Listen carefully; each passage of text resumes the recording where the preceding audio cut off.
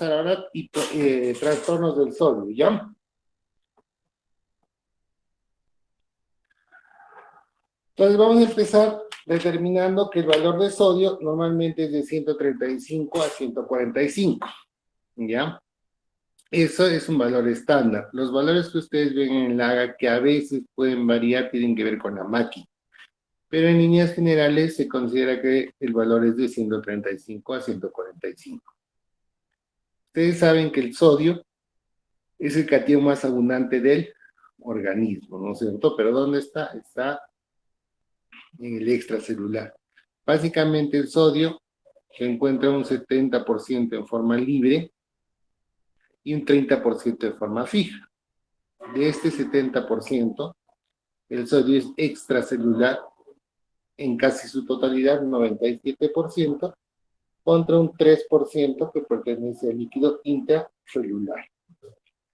30% es de forma fija, que está básicamente distribuido en el hueso, en el cartílago y en el tejido conectivo, ¿no? Entonces, normalmente, como ustedes saben, todo lo que es homeostasia tiene que ver que la cantidad de ingresos debe ser igual a la cantidad de egresos. Obviamente, la cantidad de ingresos, en el sodio está dado por lo que nosotros ingerimos, ¿no? Que es de más o menos 155.000 equivalentes en 24 horas, considerando una dieta estándar. A nivel del aparato urinario, se pierden 150.000 equivalentes en 24 horas. Y en el sudor, en las heces, llega a ser más o menos 2.5 mil equivalentes por 24 horas en situaciones normales, ¿no? Situaciones extras, obviamente, esta pérdida tiene que aumentar. Y el sodio, obviamente, como ustedes saben, se tiene que filtrar, se tiene que absorber y se tiene que excretar. Entonces, de todo ese sodio que se filtra, la mayor parte se reabsorbe ¿dónde? A nivel del túbulo contorneado proximal, ¿no? Que representa casi el 70% de esa cantidad excretada. Entonces, por eso cuando nosotros queremos aumentar la eliminación de sodio, pues actuamos a nivel del túbulo contorneado proximal. En el asa de Henle, un 25%, mientras que en el túbulo distal, el colector, es apenas del 10%. Y aproximadamente, ¿cuánto se excreta? Un 0.6%. Entonces, cuando nosotros hablamos de eliminar sodio, estamos hablando básicamente de la tasa de filtración, el efecto de la aldosterona y el efecto de la hormona antidiurético natriurético, ¿no? Entonces, cuando tenemos la cantidad que se filtra es de 25.000 equivalentes por día, o sea, prácticamente todo eso se reabsorbe.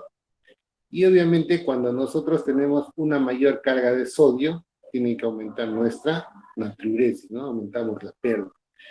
Entonces, eso también está relacionado con cuánto nosotros tenemos que ingerir. Ahora, la aldosterona, lo que tiene que ver es reabsorber el sodio, ¿no es cierto?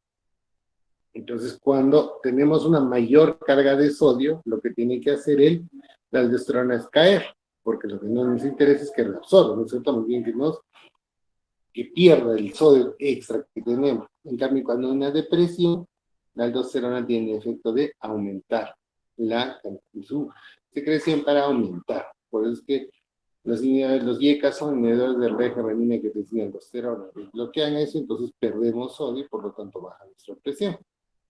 Y la hormona natriurética, que tiene como efecto favorecer la excreción, ¿no es cierto? Cuando tenemos mucho sodio, tiene que aumentar nuestra hormona. Entonces son los tres mecanismos que tienen que ver con la regulación. Carga, efecto de la aldosterona y efecto de la hormona natriurética. Entonces, lo primero que ustedes saben, bueno, y me imagino que el oficio también les han enseñado y enseño, es que lo primero que tenemos que averiguar es la osmolaridad plasmática y la osmolaridad urinaria, ¿no es cierto? La osmolaridad plasmática está en relación la suma del sodio más el potasio por 2 Pues rectisemia entre 18 más la urea entre 6 o el BUN entre 2. Sin embargo, la hormona plasmática efectiva solamente considera el sodio, el potasio y el valor de la glucosa, ¿no es cierto?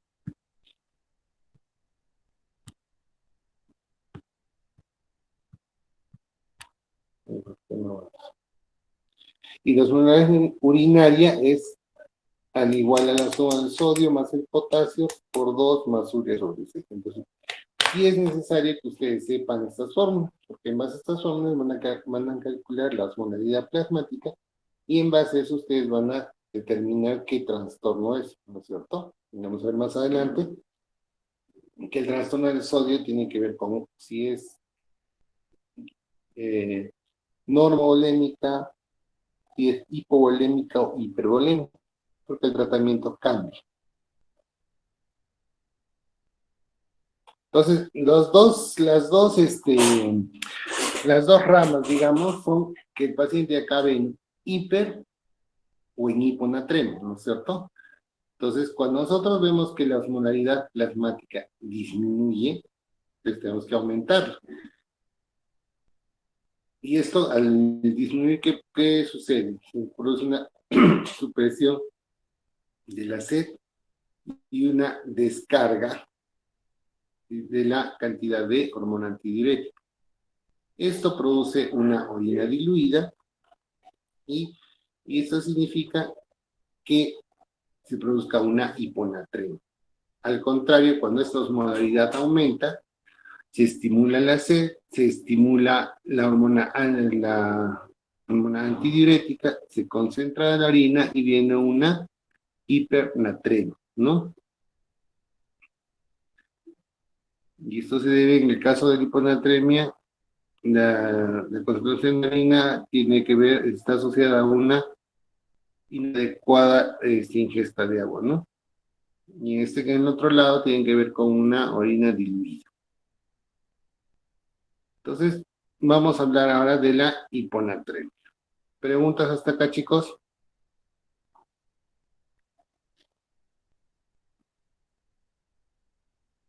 No, doctor. Ya.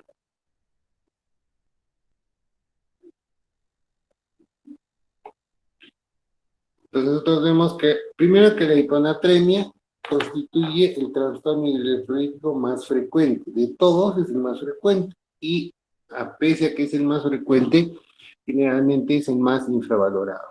Entonces se habla de hiponatremia cuando el sodio plasmático es menor de 135 miliequivalentes por litro. Ya con lo que nosotros dijimos cuando hablamos de homeostasis, ¿no es cierto? Todo viene en valor, en rango, ¿no es cierto? 135,45 y menos de 135 se considera una hiponatremia. Entonces, si ustedes ven, dice que la incidencia en la población ambulatoria es del 3%, aumentando hasta un 20% en los pacientes hospitalizados. Básicamente esto se hace en el servicio de medicina general. Esto se aplica donde también a las consultas de urgencia, donde también representa un 15 a 20%, pero en las UCIs aumenta hasta un 30%, ¿no? Y eso está asociado por las patologías que lo producen y por las patologías, la medicación, la baja hidratación, los periodos de ayuno, etcétera, ¿no? Y hay condiciones clínicas que aumentan hiponatremia. Obviamente tiene que ver la disfunción renal y la cirrosis. Por eso ustedes saben que existe el síndrome hepatorrenal, ¿no es cierto? Donde la activación de los mecanismos compensadores disminuye la eliminación de agua a través del riñón, ¿no? Generalmente lo que producen es una hiponatremia dilucional en estos pacientes. Hasta un 30-35% por caso, un 30-35% de los casos. Los pacientes con ICC, especialmente en las clases funcionales 3 y 4, tienen hasta un 30% de hiponatremia por liberación aumentada de la antidiurética y el uso de diuréticos. Sabes que los pacientes con ICC muchas veces usan doble diurético, ¿no? Usan tiazidas y usan diuréticos de asa o agarradores de potasio. Entonces, en estos pacientes es más frecuente. Tengan cuidado en los pacientes con ICC, hacen hiponatremia y también la corrección no puede ser tan agresiva como vamos a ver después. Como les decía, en los pacientes posoperados también hay una hiponatremia, pero esta está mezclada. Uno, es una hiponatremia dilucional. ¿Por qué? Porque los pacientes son hidratados con soluciones no isotónicas, ¿no? O sea, el cloruro, pese a que se considera una solución isotónica, tiene menor concentración. Entonces, el exceso de cloruro produce hiponatremia. El ayuno, entonces, ustedes saben que los pacientes, bueno, el tiempo de ayuno se ha ido reduciendo. Antes los ayunos eran de 24 horas, 12 horas, 6 horas. Incluso ahora se habla que los pacientes podrían ingerir líquidos o cosas suaves, dependiendo obviamente de la cirugía. Si es una gastrectomía, no le vas a dar comida hasta 4 horas antes, o incluso en algunos casos 2 horas antes. Entonces, esto es básicamente, ¿por qué? Porque se observaba que la parte quirúrgica, por el, por la ingesta de alimentos, se retrasaban las cirugías. Entonces, había pacientes que necesitaban cirugías de emergencia, pero entre comillas, porque habían comido, no se operaban. Entonces, ya se ha visto que esto no es una limitación. Obviamente,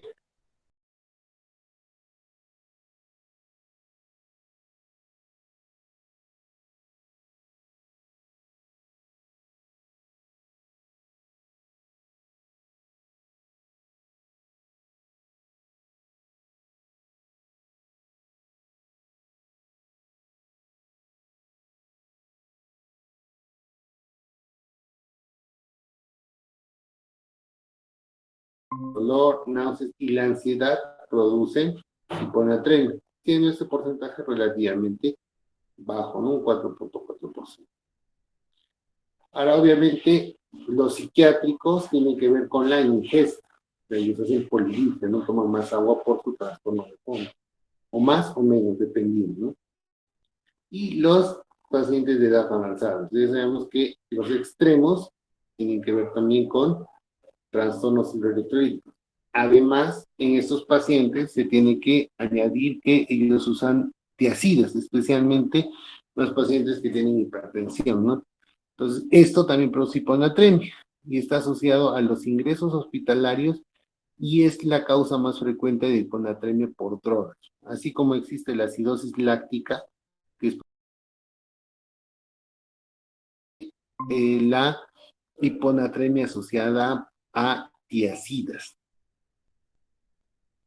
Ahora, hay que considerar que los deportistas pueden tener hiponatremia hasta un 87% de los casos, con clínica en hace un 10-11%, y severos en un porcentaje muy bajo. Pero esto básicamente no es que, digamos, el deportista que no está haciendo nada va a ser hiponatremia, no.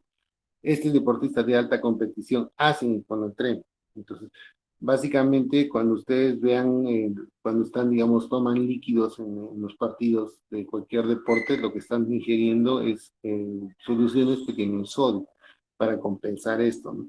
Entonces, si ustedes le toman una persona que después de apenas acabó el ejercicio y que ha tenido mucha sudoración, porque ustedes saben que uno suda, básicamente, ¿por qué? Porque su temperatura ha aumentado. Entonces, ustedes van a ver un deporte cardio, que le llaman cardio ahora, ¿no? Todos deportes cardio generan mayor temperatura, por lo tanto, generan mayor diaforesis, mayor sudoración.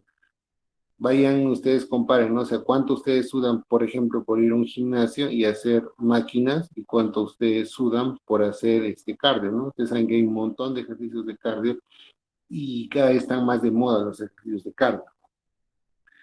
Los que hacen, digamos, gimnasio puro, pues quieren aumentar masa muscular, pero el cardio sirve para mejorar la resistencia, la masa muscular, etc. Entonces, un deportista cardio, uno que hace ejercicios cardio, no van a verlo pues con mucha masa muscular, ¿no? Salvo que su deporte, por ejemplo, un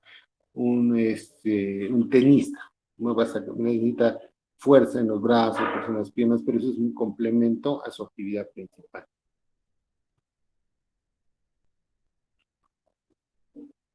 Entonces, se han hecho varios estudios en los que se ha encontrado que sí hay una correlación, ¿no?, en la mortalidad y la hiponatremia. A medida que vaya aumentando la hiponatremia, aumenta la mortalidad. Entonces se ha visto que la mortalidad aumenta en algunos estudios hasta un 6%, ¿no? Cuando hay un margen entre 120 y 134. Y se ha visto en este estudio que hasta 2/3 de los pacientes con sodio menor a 120 fallecieron. Entonces, ahí es la importancia de corregir. Por lo tanto, el punto de corte para una corrección agresiva es 120. O sea, no significa que entre 120 y 134 no deba corregir. La diferencia es la velocidad y cómo lo corrige. ¿Ya? Y lo que se observó que es interesante es que estas hiponatremias de 110 y que sobrevivían eran provocadas por fármacos. Es decir, si yo le quito la noxa, que en este caso viene a ser el fármaco, la hiponatremia se va a revertir. Entonces, por eso es que es muy importante que ustedes sepan investigar o sepan hacer una buena historia clínica para ver eso, ¿no? Precisamente para saber qué fármacos toman. Ustedes tienen pacientes con tiazidas, con ahorradores de potasio, entonces, si es que no encuentran otra causa evidente, pues puede ser esta la causa. Entonces, en algunos casos, dependiendo del cuadro clínico, podría suspender las tiazidas y podría usar diuréticos de asa, ¿no? Dependiendo. Pero eso está en función de cada paciente. Acá vemos, ¿no?, que a medida que cae la natremia, aumenta la mortalidad. Este es un cuadro que se han hecho los estudios más en hospitalarios, ¿no? Entonces, vean, ¿no?, cómo es de 110, la mortalidad es casi 20%, entonces va bajando progresivamente. Entonces, nuestro objetivo, en primer término, si ustedes ven este gráfico, a partir de 120 la mortalidad cae. Entonces, por eso es que cuando ustedes cuando veamos la parte esta de cuánto subimos, normalmente o sea, menos de 110 es bien difícil encontrar pacientes, aparte que tienen una mortalidad mucho más alta, entonces generalmente vienen en 110, 111, 112. Y de acuerdo a lo que nosotros vamos a ver después, vamos a subirles 10 mil equivalentes por día. Entonces vamos a llegar a este margen de 120 y a partir de 120 ya ponemos una corrección más lenta. ¿Por qué? Porque lo que hacemos con esa corrección rápida es básicamente disminuir la mortalidad. Entonces ya he dicho cómo va cayendo va aumentando la hiponatremia en función de dónde es, ¿no? En las emergencias, en la parte ambulatoria y en la parte de la comunidad. Entonces, el paciente que se encuentra en emergencia, hasta un 28.2% tienen sodios menores de 136, un 2.6 menores de 126 y un porcentaje muy bajo, 0.49, menor de 116. Lo que nosotros más vamos a encontrar es pacientes con sodios en 132, 134, que tampoco requieren corrección aguda, salvo que sea sintomatológica. Eso lo vamos a ver después. Pero en general, como ven, ¿no?, son valores relativamente no muy bajos, pero es bastante común el porcentaje de pacientes que encontramos. Por eso es que yo les digo que un AGA, independientemente de la patología, debería hacerse a todos los pacientes. Obviamente este AGA es el AGA de inicio, ¿no? Sobre todo no va a ser pues un AGA seriado a todos los pacientes a cada rato. Los pacientes que ameriten, que estén en corrección, sí van a requerir su AGA. Los demás, no.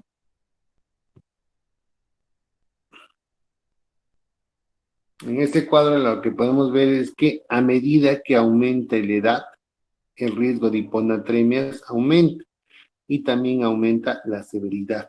Entonces, si ustedes ven en la mayoría de nuestros pacientes, especialmente los que tienen patología asociada entre los 50 y los 70 años, ustedes ven que los que tienen sodios bajos son pues porcentajes relativamente altos, ¿no? 4%, los que tienen sodios moderados 6% y sodios ligeramente bajos, o sea, leve, moderado y severo, es un poco más bajo.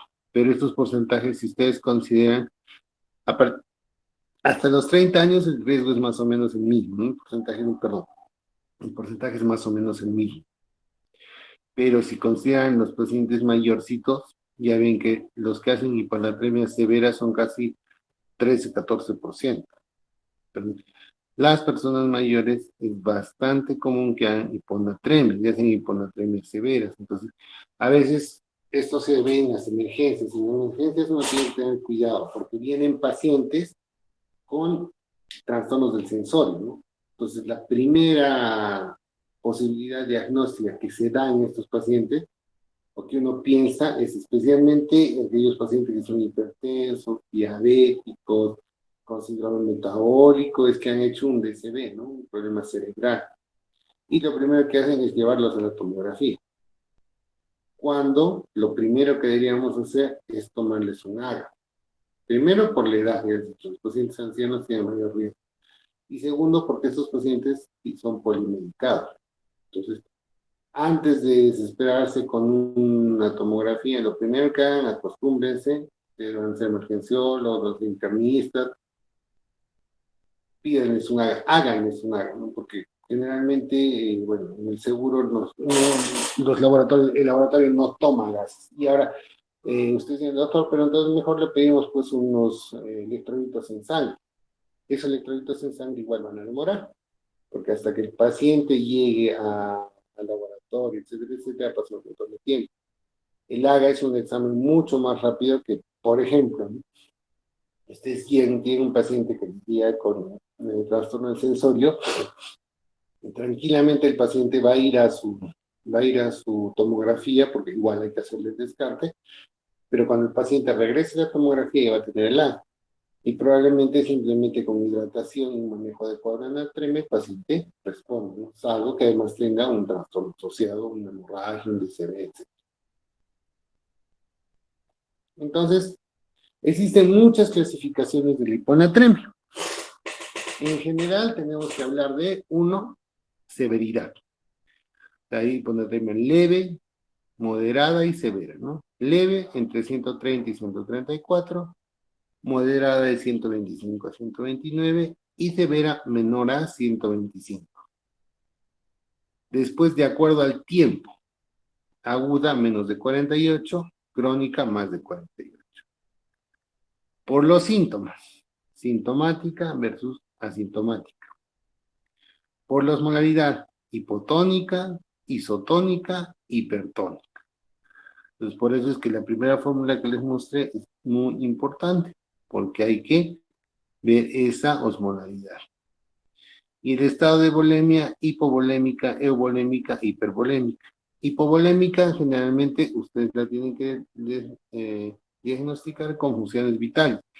Ahí es la importancia de ver ver el grado de hidratación, ¿no? Presión, básicamente presión y frecuencia.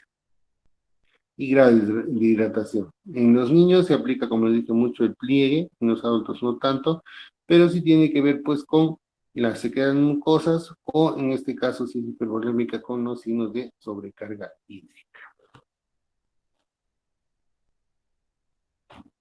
Este es, bueno, más o menos lo mismo, ¿no? El leve, moderada, severa, que tiene que ver con una concentración, la tonicidad, ¿no? Hipotónica, isotónica, hipertónica, que tiene que ver con la osmolaridad, y en este caso se asocia a ciertas circunstancias, ¿no? Por ejemplo, en la hipotónica, el CIJAT es el ejemplo típico. En la isotónica hay que pensar en las hiperlipidemias, hiperproteinemias, y la hipertónica, en la hiperglicemia o el manitón. Entonces, por ejemplo, en los pacientes que tienen traumatismos encefalocraneanos y que se usa manitol para su tratamiento, hay que evaluar el grado de la natremia.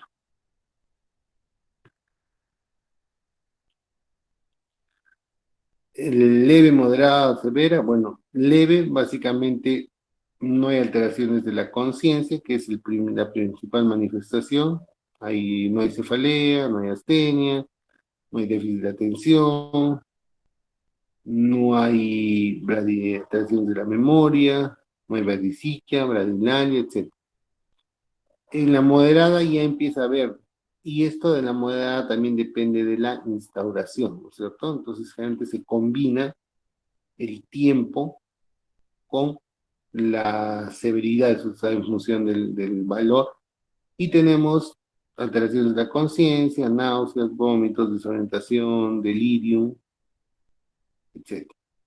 Y las graves, bueno, ellos son pacientes que vienen en estupor, presentan convulsiones, pueden venir en estado de coma y empiezan a tener, pueden venir manifestando signos de herniación, que es la rigidez.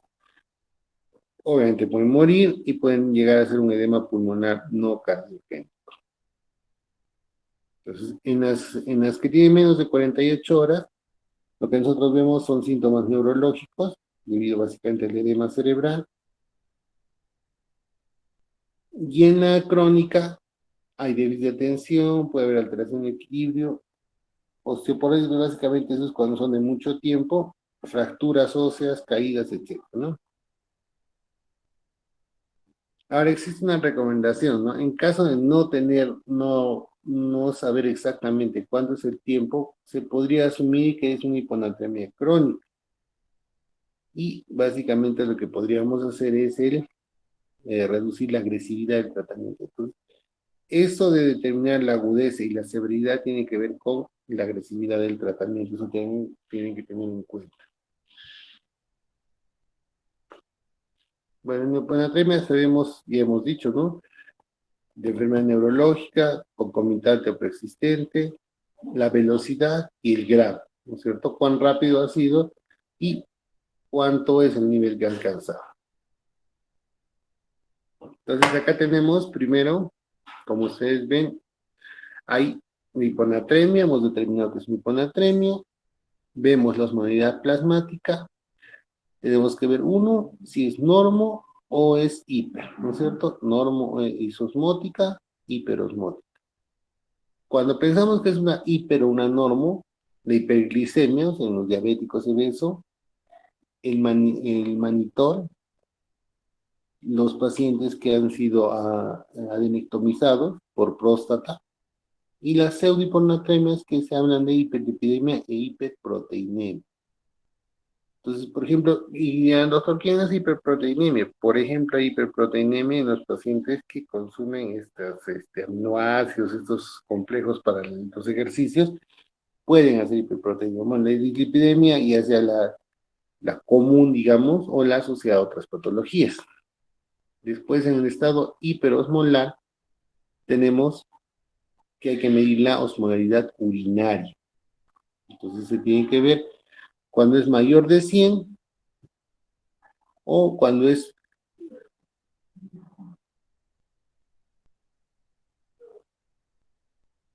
mayor de 100. Entonces, acá tenemos buscar las otras causas, ¿no? Tenemos que buscar las,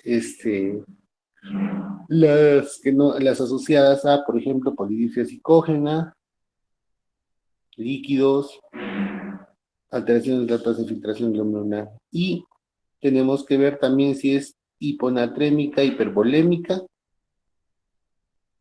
hiponatrémica normovolémica o hiponatrémica hipovolémica.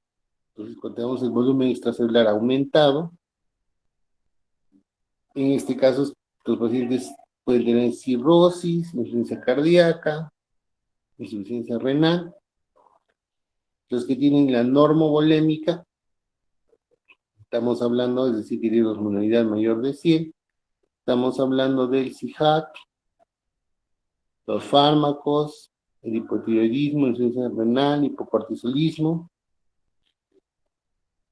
Y la hipovolémica, tenemos que sumar el sodio y cloro cuando es menor de 0, generalmente es vómitos, diarrea, quemaduras, tercer espacio. Y cuando es mayor de 20, los diuréticos, la nefropatía pierde sal, la diuresis osmótica, el síndrome pierde sal, la cetonuria. Entonces eso es básicamente de los diabéticos. Por eso es importante determinar la osmolaridad plasmática y después la osmolaridad urinaria. Ahora, como dije, existen pseudohiponatremias que tienen que ver con la hiperlipidemia y la hiperproteinemia grave, porque lo que pasa es que hay una mayor proporción plasmática que está ocupada tanto por lípidos y por proteínas, entonces al final desplazan el sodio y quedan como una hipoproteinemia. La hiperglicemia produce un aumento de la osmolaridad y produce una hiponatremia. Y el manitol, por un paso de líquidos del intra al extracelular. Entonces, por eso es que el manitol, cuando se usa manitol en los pacientes con TEC, tenemos que dosarla en sodio, ¿no? Entonces, cuando hay un aumento de más de 100 miligramos de glicemia, entonces el sodio disminuye 1,6 miligramos. Entonces, normalmente un paciente que tenga, ponte 300, normalmente ya tiene una hiponatremia que es casi de 4. Entonces vienen con 130, 128, eso es lo que normalmente vienen nuestros pacientes diabéticos. Entonces, este es un cuadrito que es un poco el resumen, que vemos que el volumen plasmático en las hipovolémicas obviamente está disminuido, tiene ortostatismo, mucosas, pliegue, hay un aumento de los azoados, el sodio urinario está menor de 30 milimoles, está bajo, la osmolaridad plasmática obviamente está disminuida y la osmolaridad urinaria aumentada. En las eubolémicas, normal la volemia, la clínica no vemos signos ni de sobrecarga ni de depresión, o sea, no lo vemos seco ni lo vemos hinchado. Los azoados generalmente están entre valores normales, el sodio urinario está aumentado y la osmolaridad plasmática está baja. Y la osmolaridad urinaria está también disminuida en este caso, ¿no? Entonces, las hipervolémicas generalmente se asocian a cirrosis, se asocian a IgG, entonces a falla renal, entonces hay edemas, hay ascitis, pueden venir con un edema agudo del pulmón. El ácido úrico pueden estar aumentados o disminuidos, el sodio urinario está menor de 30, la osmolaridad plasmática está baja y la osmolaridad urinaria está alta. La rehidratación está contraindicada en las hipervolémicas, más bien en el tratamiento de restricción hídrica. Podemos, si en las hipervolémicas, si les damos cloruro, podemos darle, producir una sobrecarga hídrica, pero en las hipovolémicas, pues parte del tratamiento es darle más bien volumen, ¿no?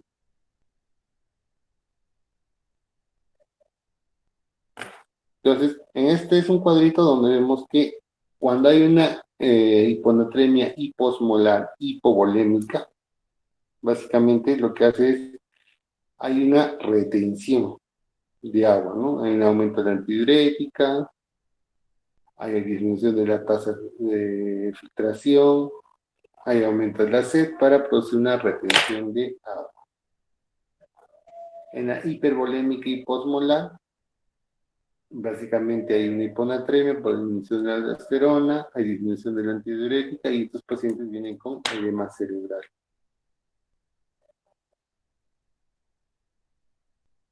En el CIHAT, lo que tenemos es aumento de la antidiurética, tomo agua, se retiene agua, y eso produce disminución de la aldosterona, disminución de la reabsorción tubular, aumento del testigo natriurético auricular y aumento del sodio urinario en hiponatremia.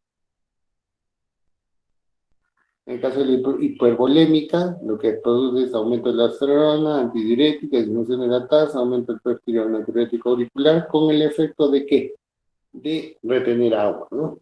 Para corregir el volumen ineficaz. Ahora, el cuadro clínico, yo les dije, varía dependiendo de diversos factores. Entonces, uno, según la volemia. Entonces, tenemos la hipovolémica, la euvolémica y la hipervolémica. Entonces, en la hipovolémica, los pacientes, uno, están, como les dije, taquicárdicos, están hipotensos, tienen signos de deshidratación con piel y mucosas secas, pliegue cutáneo, cetonuria, hipotensión ortostática, baja de peso. Ellos les van a decir, ¿no? Que han bajado rápidamente de peso, porque ustedes saben que las náuseas, los vómitos de diarrea producen una baja rápida de peso y presentan signos de enfermedad de base. En neuvolémica, adelante. ¿Por acá está este tos? Sí, maestro. Sí, déjenlo. En la euvolémica hay una disminución del gasto urinario, o sea, los pacientes dejan de orinar, hay un edema periférico y hay signos de enfermedad de base. En el caso de la hipervolémica, como son pacientes que está asociada a ascitis, cirrosis, pues tienes edema pulmonar, tienes edema periférico, tienes edema sacro, y en esos casos sí hay hipertensión. Hay hipertensión porque los pacientes están con un exceso de agua y electrolitos. Ahora, de acuerdo a si es aguda o es crónica, en este caso, si tenemos la hiponatremia aguda, como dije, son valores menos de 135, de 130 y 135, menores de 130, menores de 125, menores de 115 y menores de 105. En el caso de cuando son valores entre 130 y 135, son generalmente asintomáticos o tienen un poco de anorexia, astenia. Son pacientes que han sufrido caídas, o sea, ustedes van a ver en las emergencias, por ejemplo, pacientes mayores que vienen por caídas, ¿no? Entonces, por eso digo, es otro motivo más, el paciente se cae, es hipertenso, asocian que le ha dado un stroke, le ha dado un infarto, y la caída además le ha producido una hemorragia o una contusión. Entonces se olvidan del valor de sodio. Cuando es menor de 130, generalmente puede producir náuseas, vómitos, dolor abdominal, puede haber hilio paralítico, calambres, que también es relativamente común por lo que vienen. Menores de 125 vienen con cefalea, letargo, agitación, alucinaciones, desorientación, e incluso pueden tener trastornos de focalización. O sea, los pacientes vienen con hemiplejías, hemiparesias, braquiparesias, entonces eso también otro motivo por el cual distrae el diagnóstico, porque los pacientes, bueno, se piensa que es un problema cerebral, ¿no? Menor de 125 ya son pacientes que vienen convulsionando, ya sean focales o generalizadas, hemisparesias, anisocorias, paro, muchas veces vienen en paro respiratorio, es diferente, no vienen en paro cardiovascular, vienen en paro respiratorio, pudiendo fallecer, por su importancia de la corrección, ¿no? Y cuando son valores menores de 115, bueno, ya tenemos mortalidad asegurada, ¿no? En cambio, en las crónicas varía un poco la cosa.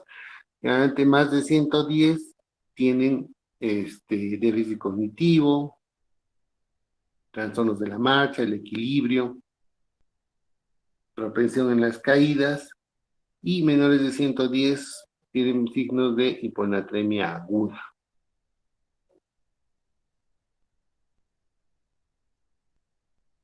Entonces, como dije, no hay respiración Cheyenne-Stokes, es la respiración agitada, bradicardia, hipotermia, reflejos osteotendinosos disminuidos, puede haber reflejos patológicos, cierta rigidez, Babinski no, pero sí rigidez, parálisis, extrapiramidalismos, incontinencia urinaria fecal, pues básicamente son pacientes que están bastante graves, ¿no? Entonces, en general, cuando tenemos menos de 135, tenemos que solicitar la urecreatinina, la osmolalidad funeraria, plasmática, y ese es el primer cuadro que hemos visto, ¿no es cierto? Cuando es la hipo, entonces ese cuadro que les mostró es bastante importante que ustedes lo sepan. Entonces, hemos dicho que, por ejemplo, los lípidos de las proteínas producen una fase de hiponatremia porque es dilucional. Es porque pues está ocupado por estas sustancias, ¿no? Entonces la hiponatremia isotónica o hiperosmolar está asociada con la hiperglicemia. Entonces, eso tenemos que tomarle siempre una glicemia, especialmente en nuestros pacientes diabéticos. Ahora existen, obviamente, estas tres enfermedades que son un mal pronóstico, donde es más frecuente observar la hiponatremia. Tenemos la insuficiencia cardíaca, la cirrosis y el CIJAT. Estas son la hiponatremia en estas enfermedades constituye un factor de mal pronóstico. Entonces, en insuficiencia cardíaca, ¿qué sucede?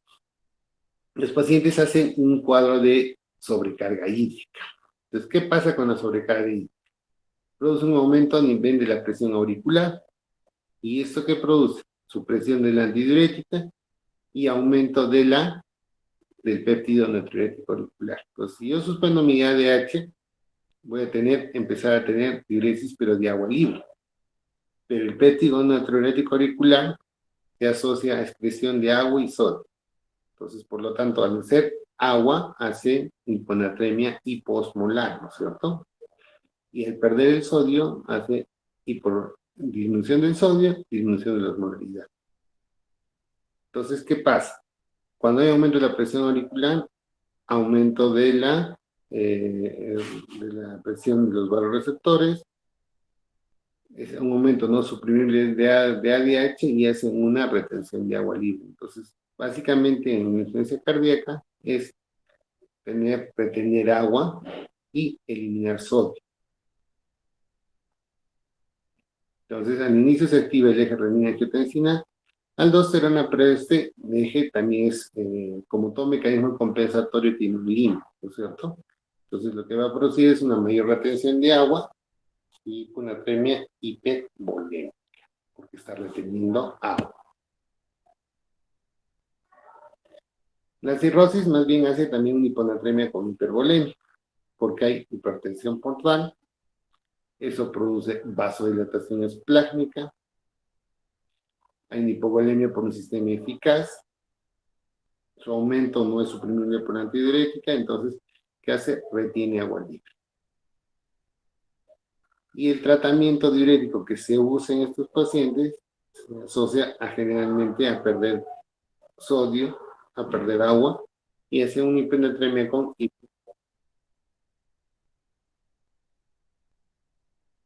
entonces, CIGAT en general, ¿no? Es una hiponatremia hipoosmótica con una orina inapropiadamente concentrada, y en este caso los pacientes suelen tener normovolemia en balance normal de sodio.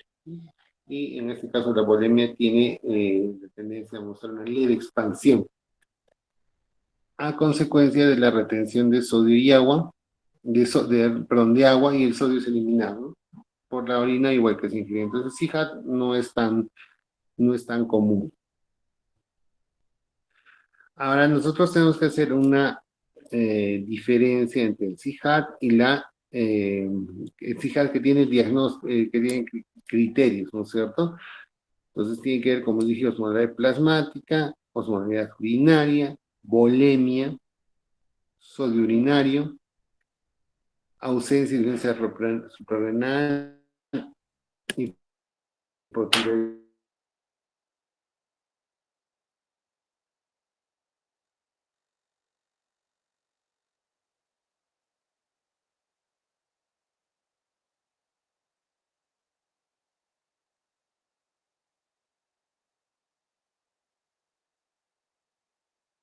rapidísimo. Perdón, un ratito, chico. A la vez.